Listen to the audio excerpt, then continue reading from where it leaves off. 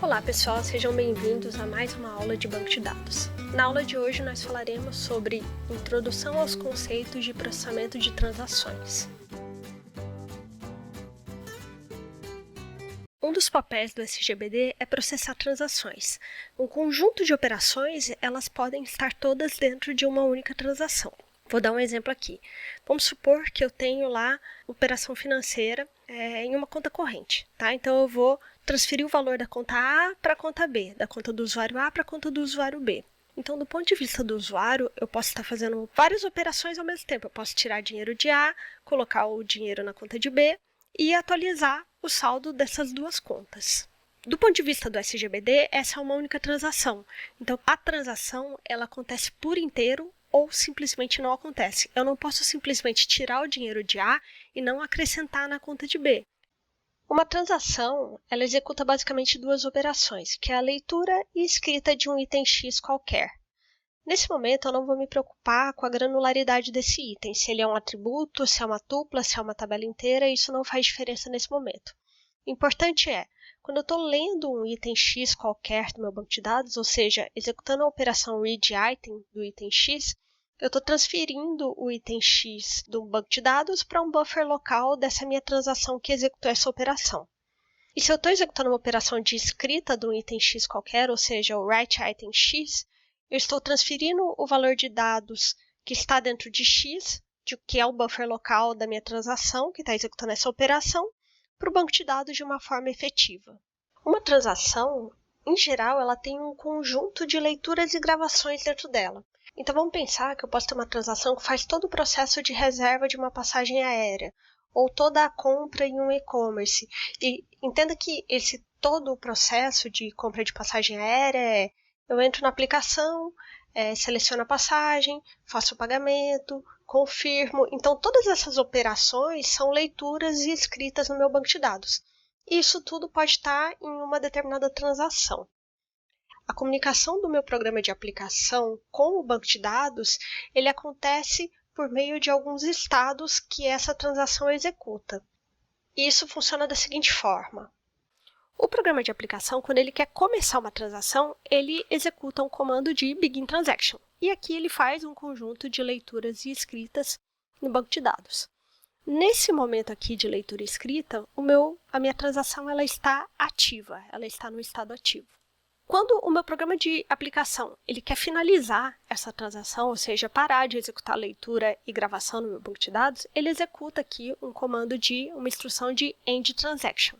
Então, nesse momento, a minha transação ela pode passar para dois estados. Ela pode passar do estado ativo para o parcialmente confirmado ou do estado ativo para o estado de falha. De ativo para falha acontece quando, por algum motivo, é executada uma instrução de abort ou rollback. Essa instrução ela pode ser feita diretamente para o meu programa de aplicação, então dentro lá, programaticamente, o meu sistema ele pode dar um rollback na minha transação, que vai simplesmente cancelar todas as operações de leitura e escrita que foram realizadas e voltar para o estado anterior, deixando o meu banco de dados inicialmente consistente. Ou ele pode simplesmente terminar essa transação e ir para um estado de parcialmente confirmado. Desse estado de parcialmente confirmado, se o meu programa realizar um commit, ou seja, uma confirmação, a minha transação ela passa aqui para o meu estado de confirmação e ela é finalizada. Ou aqui de parcialmente confirmado, pode acontecer um erro ou uma falha por algum motivo, e ela vai passar por uma instrução de abort, que é um estado de falha, minha transação passa para o próximo estado, que é o de falha, e ela é finalizada após esse estado de falha. Nesse momento, quando ele está como parcialmente confirmado, é o estado que o sistema de recuperação de falhas ele pode tomar alguma providência ali, com o objetivo sempre de, quando a minha transação ela é finalizada, é concluída, acabou, não tem como voltar. Tá?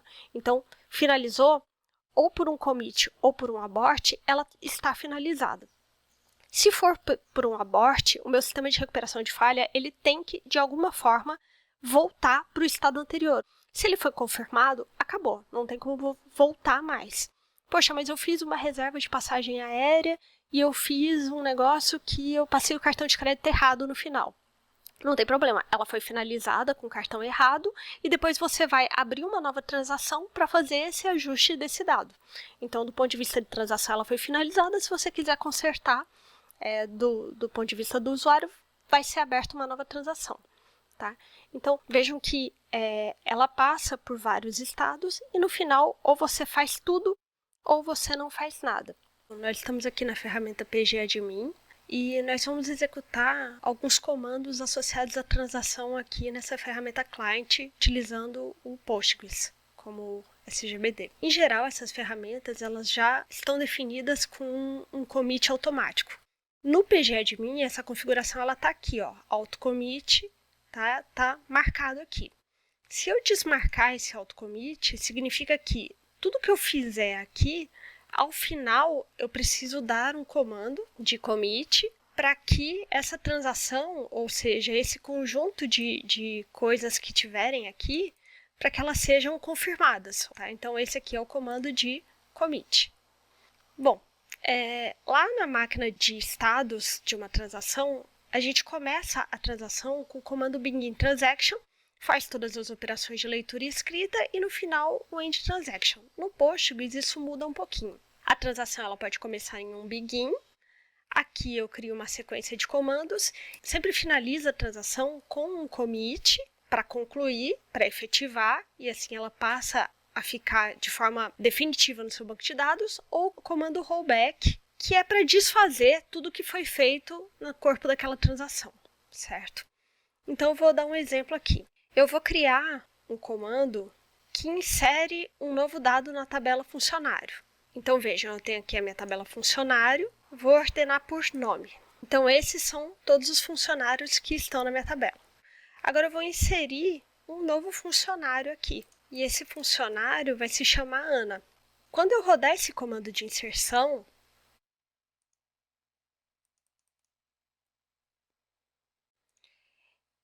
a Ana ela vai aparecer aqui, vejam, aqui na minha seção.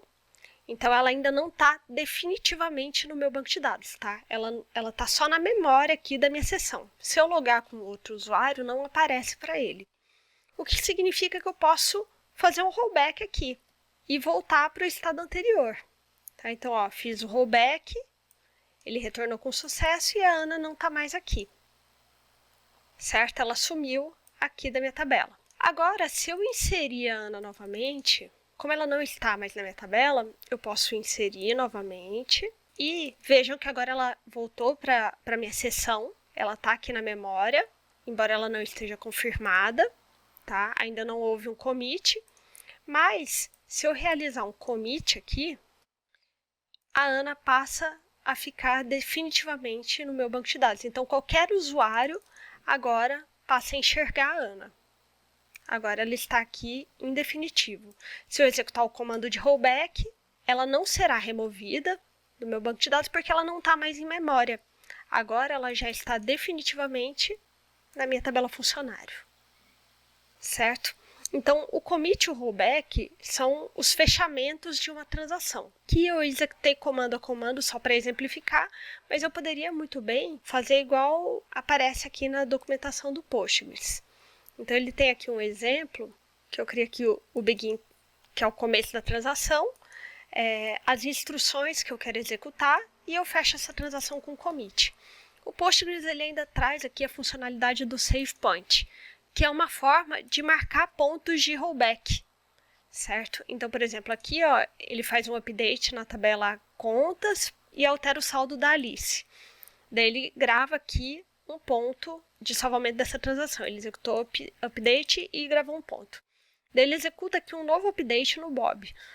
Mas ele se esquece que ele não quer atualizar o Bob, mas sim o Oli. Então, o que ele faz? Ele dá um rollback para o ponto de salvamento que ele criou aqui em cima. E daí, depois, ele passa seguindo a transação. Faz o update no Oli e realiza o commit. Então, o Postgres ele ainda traz essa funcionalidade de ponto de salvamento. Agora, pessoal, vamos falar de um dos conceitos que é fundamental em banco de dados, que são as propriedades da transação.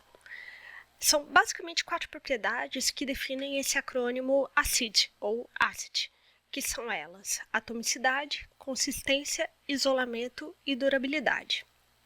A atomicidade é uma propriedade fundamental em um SGBD. Por quê? Porque ela garante que a transação ela é atômica, ou seja, é indivisível. Ou ela acontece por inteiro, ou ela não acontece. Então, vamos pensar ali naquele contexto de transferência bancária. Né? Eu estou transferindo da conta A para a conta B, e de repente aqui, quando eu estou transferindo da conta A, ele falha aqui no meio do caminho. Então, como que eu tiro o dinheiro de uma conta e não coloco o dinheiro na outra? Então, isso é fundamental como a propriedade de banco de dados, a atomicidade. Eu preciso ou executar tudo ou não executar nada. Se eu cheguei aqui e fiz uma escrita retirando R$50, eu preciso fazer uma outra escrita creditando R$50. Eu não posso simplesmente parar aqui. Então, se falhou, o meu banco de dados ele tem que ser capaz de voltar e manter o saldo da minha conta corrente com um valor anterior. Tá? Quem cuida dessa propriedade no SGBD são os componentes de gerenciamento de transação e recuperação de falhas. A próxima propriedade é o C do meu acrônimo, que é a consistência. E essa propriedade ela é garantida pelo programador. O que ela significa? Que se o meu banco de dados está inicialmente consistente, quando eu realizar a transação, ele vai permanecer em um estado consistente. Então, se o programador ele cria lá um bloco de código, esse bloco de código ele tem que garantir que no mesmo bloco ele vai tirar o dinheiro da conta corrente e incluir em uma outra conta no mesmo valor com um código correto. Então, um código que vai manter o meu banco de dados consistente. A terceira propriedade, que é o I do acrônimo, é o isolamento, ele está muito mais associado com a questão de concorrência. Então, vejam, um SGBD ele permite que eu tenha várias transações executando de forma concorrente, certo?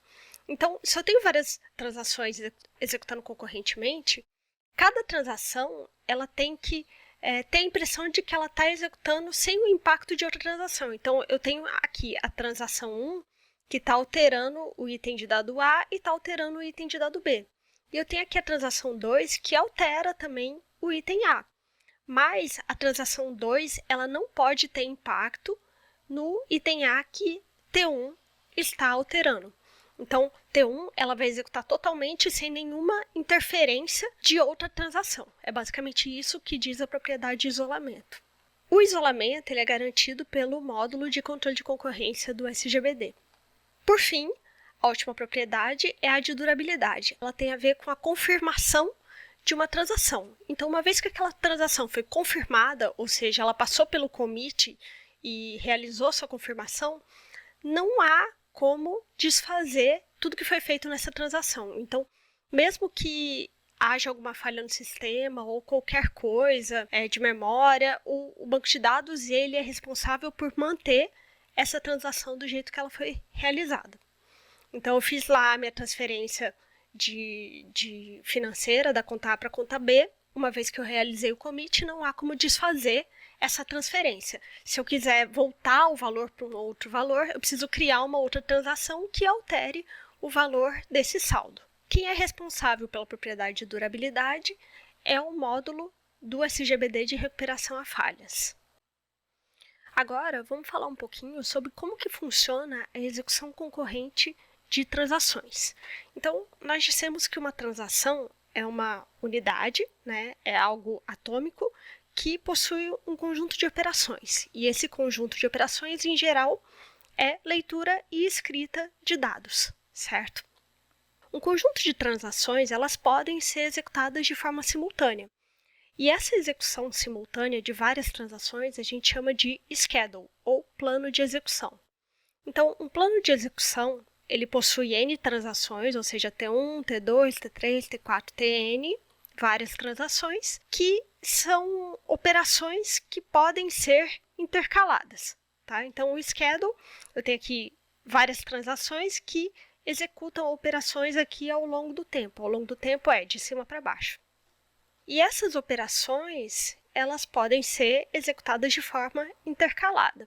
Então, vejam, nesse exemplo eu tenho a transação 1, que lê o item X, altera ele e escreve, daí ele lê o item Y, altera Y e escreve, e na sequência ele tem uma transação 2, que embora ela seja concorrente a T1, ela está executando ao final aqui de T1. Então, ela lê o item X, altera e escreve. Então, vamos olhar aqui para esses exemplos de transação. Vejam, aqui eu tenho um plano de execução que eu executo simultaneamente T1 e T2. Só que T1 tem um bloco de operações e, na sequência, tem o bloco de operações de T2. Esse tipo de operação que eu executo primeiro uma transação e depois outra, mesmo sendo executado de forma concorrente, não existe um impacto de uma para outra. Então, vejam, aqui eu faço a transferência de valores de A para B. Então, aqui eu estou tirando o valor de 50 de A e colocando em B. E aqui eu incremento o valor de A. Então, aqui é uma transferência e uma adição no saldo da conta corrente, por exemplo. Os valores finais são esses e tá ok, não existe um erro. Essas transações mantêm o banco de dados em um estado consistente.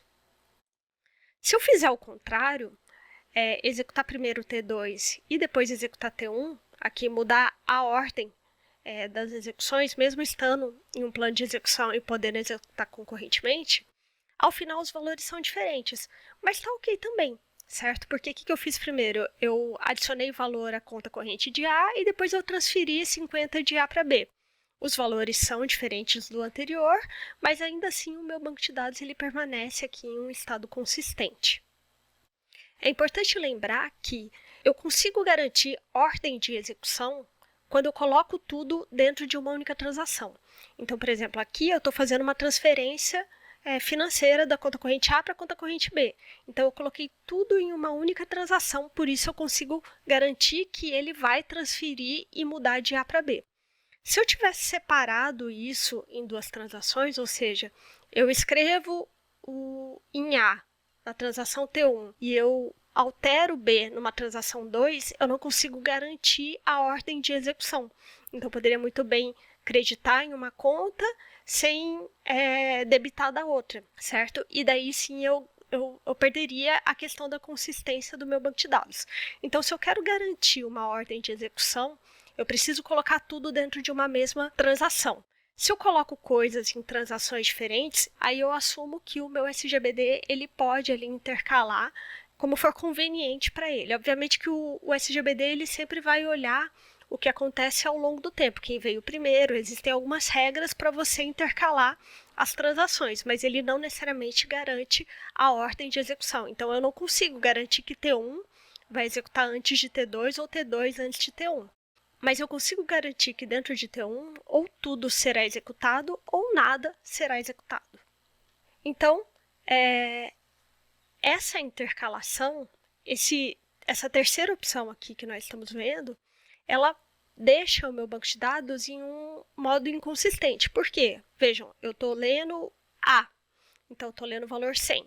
Eu altero o valor de A, então eu subtraio 50 aqui. Mas eu não escrevi nada aqui. E quando o T2 lê o item A, ele vai ler este valor, o valor 100. Ele não vai ler o valor alterado. Então, o que vai acontecer? Ele vai ler o valor A, vai alterar aqui e escrever o valor A aqui. Quando o T1 decidir escrever o valor alterado, ele vai sobrescrever essa operação. E isso aqui causa um problema de consistência no banco de dados. E esse problema tem um nome, que é o problema de atualização perdida. É esse primeiro problema aqui de controle de concorrência, certo?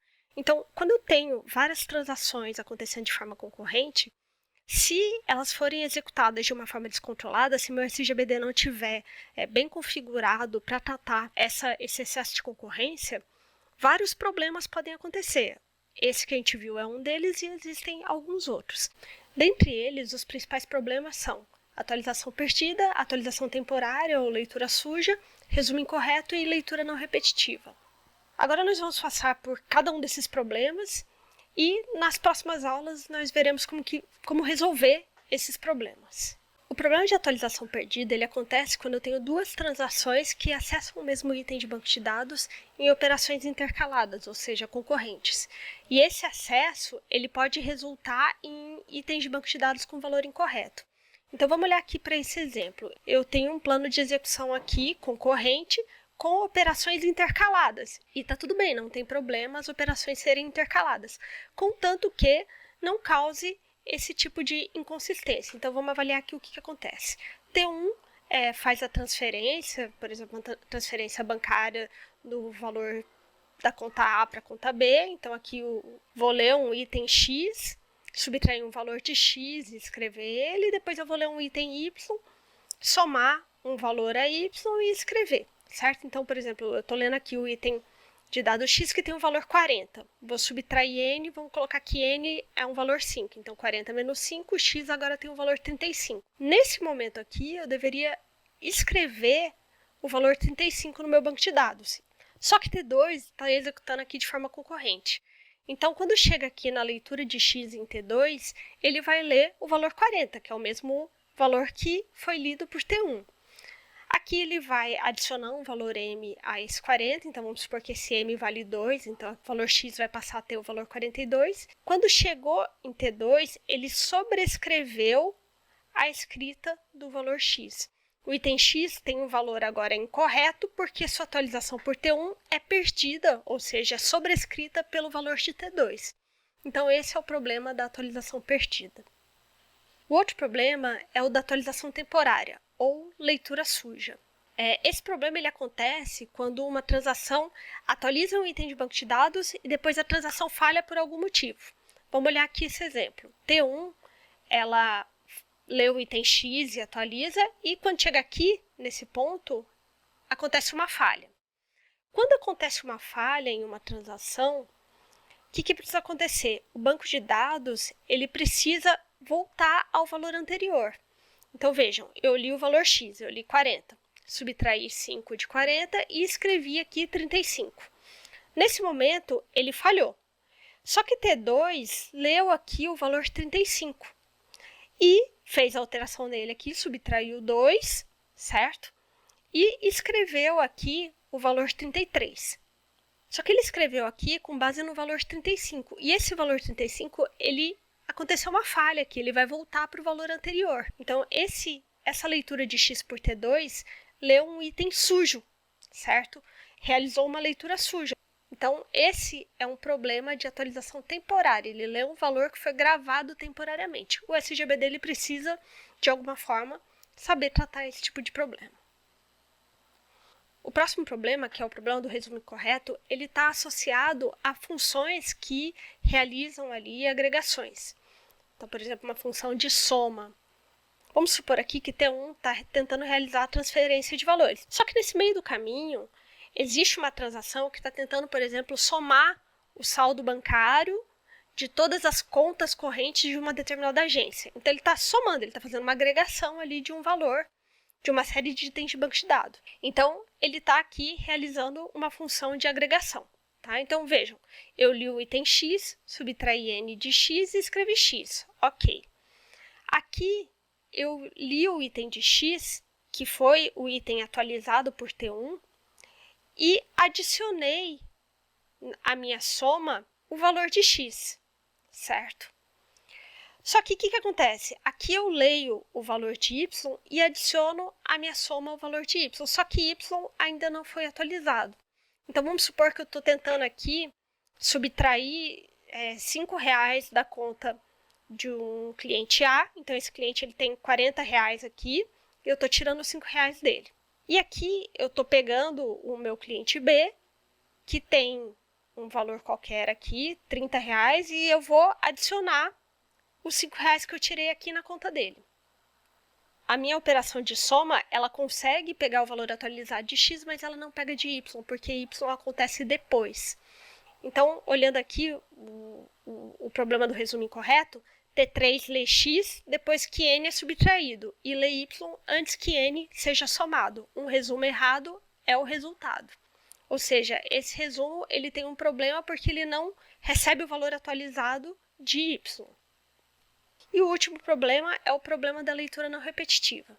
Então, quando que acontece o problema da leitura não repetitiva? Uma transação T lê o mesmo item de dados duas vezes e o item é alterado por outra transação qualquer entre essas duas leituras. Um exemplo desse caso é, vamos supor que eu estou fazendo lá a compra de uma passagem aérea. Então, a primeira tela que aparece para mim é a tela com os voos disponíveis para aquele destino.